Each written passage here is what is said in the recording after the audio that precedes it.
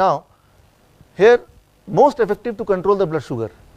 किसी को अगर डायबिटीज़ है भी, पहले तो डायबिटीज़ है तो क्या होगा, सिम्टम्स होंगे, दिक्कतें होंगी, राइट। उसके बाद ब्लड शुगर की रीडिंग होगी कितनी, 250 से ऊपर, 250 से ऊपर रीडिंग भी आ रही है और उसको दिक्कत भी है, डिस्कम्फर्ट भी है, तो हो सकता है डायबिटीज़ पेशेंट हो सकता है कि अभी भी हो सकता है पेशेंट हो या नहीं हो। अगर तो है तो क्या करना है, उसके लिए जो सबसे बड़ी मेडिसिन, सबसे बड़ी दवा जो शुगर लेवल को एकदम कंट्रोल कर देगा, एकदम ही कंट्रोल कर देगा, सबसे powerful medicine, that is the green leaves. ये ग्रीन लीव्स, हरे पत्ते, कौन से हरे पत्ते, कोई भी हरे पत्ते, मूली के पत्ते, पालक के पत्ते, पुदीने के पत्ते, धनिया के पत्ते, पान के पत्ते, आजकल तो सर्दी के मौसम में बहुत सारे पत्ते आ रहे हैं, कोई भी पत्ता। मान लो कोई इंसुलिन का पेशेंट है जो इंसुलिन लेता है और गलती से अगर वो पत्ते खाया पहले दिन ही, तो उसकी इंसुलिन की रिक्वायरमेंट कम हो जाएगी और इंसुलिन की मात्रा अगर उसने उतनी ही रखी, डोसेज को कम नहीं किया, तो वो सीधे हाइपोग्लाइसेमिक स्टेज में आ जाएगा। सो जो सबसे बड़ा दवा है दुनिया में जो डायबिटीज़ को या ब्लड शुगर को उसी वक्त कंट्रोल कर सकता है, 1-2 घंटे के अंदर ही, उसका नाम है ग्रीन लीव्स। सबसे बड़ी दवा, इमीडिएट सेम डे काम करेगी। और ये फ़र्क उनको दिखेगा ज़्यादा जो इंसुलिन डिपेंडेंट है। अगर कोई 40 यूनिट लेता है तो देखेगा जैसे ही इसको इम्प्लीमेंट किया, 40 की जगह वो 30 यूनिट में ही उतना काम चल जा रहा है। तो that is the most important medicine, right, which is much more powerful than any conventional insulin or any other medicine, right। जो भगवान का बना हुआ ये मेडिसिन है। उसके बाद सेकेंड नंबर पे है वेजिटेबल्स, सब्जियाँ, कच्ची सब्जी। मैं ये नहीं बोल रहा हूँ कि ये वाली सब्जी या वो वाली सब्जी, मैं बोल रहा हूँ कच्ची सब्जी। कोई भी चीज़ जो आप बोल सकें ये सब्जी में कैटेगराइज होता है, तो वो ब्लड शुगर को इमीडिएटली पहले 4-5 घंटे में, ग्रीन लीव्स हैं जो 2 घंटे में कंट्रोल कर देगा, सब्जी है तो वो 4-5 घंटे में कंट्रोल कर देगा। कौन सी सब्जी, ये आप पे है, सीजनल जो भी वेजिटेबल आपको लगता है, लेकिन वो कच्चा खाना पड़ेगा, तो वो इमीडिएटली कंट्रोल कर देगा। तो पहले तो कोई पेशेंट है कि नहीं है वो एक डाउट है, अगर है भी तो कंट्रोल नहीं करने से मतलब है। तो कंट्रोल करने की सबसे बड़ी दवा मैंने बताया सेकंड नंबर पे वेजिटेबल है। फिर थर्ड नंबर पे स्प्राउट्स है, sprouts. It will take about 7-8 hours to control the blood sugar. अभी खाएंगे तो 7-8 घंटे बाद उसका नतीजा आपको दिख जाएगा। उसके बाद नट्स है, बादाम या कैशू नट या कोई भी मूंगफली, कच्ची, लेकिन कच्ची, और पानी में भिगो लें तो और अच्छा। और उसके बाद जो बहुत इंपॉर्टेंट है दैट इज़ फ्रूट्स, फल।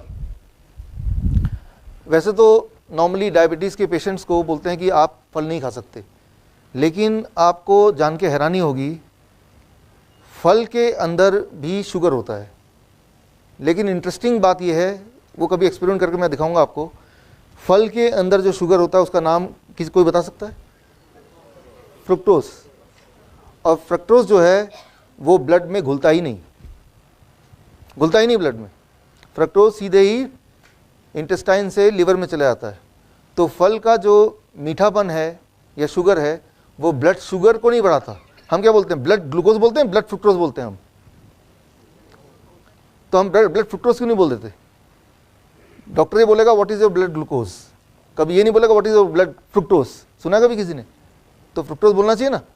तो पहली बात तो ये है कि भाई हम फल नहीं खा सकते, आम नहीं खा सकते, मीठे फल नहीं खा सकते। क्यों? क्योंकि उसमें शुगर है। हाँ है, उस शुगर का नाम तो पूछो क्या है, दैट इज फ्रक्टोज, राइट। तो फ्रक्टोज तो ब्लड में घुल नहीं सकता, वो उसमें उस तरह की केमिस्ट्री है ही नहीं, तो वो ब्लड शुगर को बढ़ा नहीं सकता, बल्कि वो लीवर में जाता है और उसके बाद वो एनर्जी में कन्वर्ट होता है। तो वो उल्टा हमारे डायबिटीज़ के पेशेंट के लिए और फायदेमंद है। यहाँ पे आप में से कुछ पेशेंट ऐसे होंगे जो कभी पेशेंट थे, लेकिन अब उन्होंने रोज़ के रोज़ किलो के किलो आम खा के, केले खा के अपनी डायबिटीज़ को ठीक कर लिया है। कोई यहाँ पे? हाँ, यहाँ पे 1 है, यहाँ पे 2 है, यहाँ पे 3 है, यहाँ पे 4 हैं, 5 हैं, यहाँ पे 6 हैं, 7 हैं। तो मतलब ये है कि मैं ये बोलना चाह रहा हूँ कि जहाँ पे डॉक्टर की नॉलेज खत्म होती है वहीं से हमारे डायबिटीज एजुकेटेड नॉलेज शुरू होती है। तो ये एक साइंस है कि fruit can not increase the sugar. Why? Because उसके अंदर जो शुगर होता है वो अलग ढंग का होता है और वो कभी ब्लड में घुलता ही नहीं है। ग्लूकोज भी होता है फ्रूट के अंदर, बट वो बहुत लिमिटेड होता है, वो तो हर जगह होता है, राइट। सो लेकिन ये दवा है, जब भी कोई दवा किसी को मिलती है तो दवा का एक डोज होता है, उस डोज पे वो काम करेगा। तो ये हमारी दवा है। तो ये कोई बोलेगा कि ये तो मैं भी खाता हूँ, रोज ही खाता हूँ, तो मैं डायबिटिक पेशेंट क्यों पिछले 20 साल से? Right dose is important. कितने डोज में मैं लूँ ताकि वो मुझे मेरे ब्लड शुगर को, मेरे ब्लड प्रेशर को कंट्रोल करे। तो उसका फॉर्मूला मैं आपको बताता हूँ। The next slide, very important slide. हम नॉर्मली इसको बोलते हैं DIP डाइट। DIP डाइट क्यों बोलते हैं, ये जो हमारे डायबिटीज एजुकेटर्स हैं उन सबको तो ये पता है कि why it is called DIP diet. और जो मेरी ट्रेनिंग पहली बार देख रहे हैं वो कितने लोग हैं?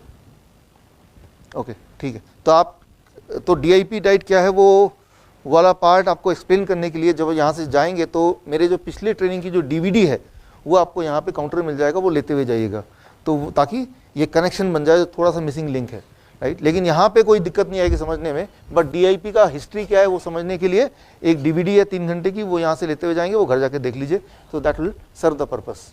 सो this will work as a medicine, ये दवा की तरह काम करेगा जब आप इसको एक राइट डोज में लेंगे तब। तो राइट डोज कैसे डिसाइड करें, उसके फॉर्मूला क्या है, that is the next very important slide. This is the right dose. Vegetable तो लेना है कितना, आपके बॉडी का 1% बॉडी वेट का, राइट। तो जैसे कोई 100 किलो का है तो कितना किलो लेना पड़ेगा, 1 kg, राइट। तो ग्रीन लीव्स लेना तो है, लेकिन कितना लेना है, आपके बॉडी के वेट का 0.1%, only then it will work as a medicine, तभी वो मेडिसिन की तरह काम करेगा। तो मान लो कोई 100 किलो का आदमी है तो कितना वो ग्रीन लीव लेना पड़ेगा उसको, 100 ग्राम, मिनिमम 100 ग्राम, राइट। तो ये रूल है। तो पहली बात तो ये कि हमें खाना है, क्या खाना है वो देख लिया, लेकिन वो काम नहीं कर रहा। कई सारे पेशेंट बोलेंगे लेकिन काम क्यों नहीं कर रहा, बिकॉज वो राइट डोज पे नहीं ले रहे हैं। What is the dose, how to decide for a patient, तो ये अपने लिए आप डोज कैलकुलेट कर सकते हैं या किसी और के लिए आप डोज कैलकुलेट कर सकते हैं। कैलकुलेट करने के लिए जस्ट एक 1 slide is enough to calculate the dose. और ये जो डोसेज मैंने ये है, ये सिर्फ ब्लड शुगर के लिए नहीं है। ब्लड शुगर को 24 घंटे में कंट्रोल कर देगा ये, 24 घंटे से 3 दिन के अंदर, और ब्लड प्रेशर को 3 से 7 दिन के अंदर कंट्रोल कर देगा, same thing. So blood pressure का पेशेंट है तो उसको आपको ये वार्निंग देनी पड़ेगी कि अगर आप इसके मुताबिक चलेंगे तो 7 दिन में आपको ब्लड प्रेशर की दवाई को या तो टेपर करना पड़ेगा या छोड़ना पड़ेगा। वाई, बिकॉज अगर नहीं छोड़ेंगे तो वो क्या हो जाएगा, लो ब्लड प्रेशर का पेशेंट बन जाएगा, right. So it is so powerful that the warning is they have to either taper the medicine or they have to stop the medicine altogether, right. So now अभी हम बात कर रहे हैं कि ऐसे कौन सी चीजें हैं जो एकदम दवा से भी ज्यादा स्ट्रांगली ब्लड शुगर को कंट्रोल कर सकते हैं, ब्लड प्रेशर को कंट्रोल कर सकते हैं बिना किसी नुकसान के, बल्कि आपके अंदर के बॉडी के रिपेयर करके। फॉर एग्जांपल,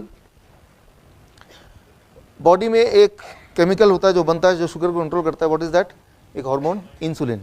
अब इंसुलिन को बनाने के लिए कुछ वर्कर होते हैं, उनका नाम क्या है, बीटा सेल। देखिए हम में से बहुत कम लोग साइंस के स्टूडेंट होंगे, लेकिन ये बीटा सेल, ये सारे कुछ टर्मिनोलॉजी वो रटा दिया है, डॉक्टर ने रटा दिया है, और ये भी रटा दिया कि बीटा सेल कभी दोबारा बन नहीं सकते। ज़रा सोचिए, बॉडी के सारे सेल्स दोबारा बनते हैं। ब्लड सेल हर 3-4 महीने में बनता है, स्किन के सेल बनते ही रहते हैं, हेयर बनता है, नाखून बनता है, ऐसा कोई सेल नहीं है ब्रेन के कुछ सेल को छोड़ के जो कि दोबारा नए नहीं बनते। तो बीटा सेल दोबारा क्यों नहीं बन सकते? बीटा सेल दोबारा बन सकते हैं, एक कंडीशन में बन सकते हैं, जब आप बॉडी को रिपेयर करने के लिए इस डोजेस में खाना कुछ दिन तक देंगे तो बीटा सेल दोबारा बनने लगते हैं। It body is able to create new beta cell.